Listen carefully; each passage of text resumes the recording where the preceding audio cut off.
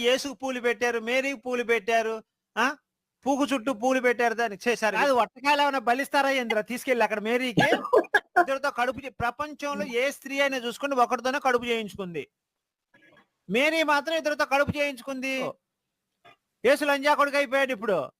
చూసారు కదా ఈ వీడియో.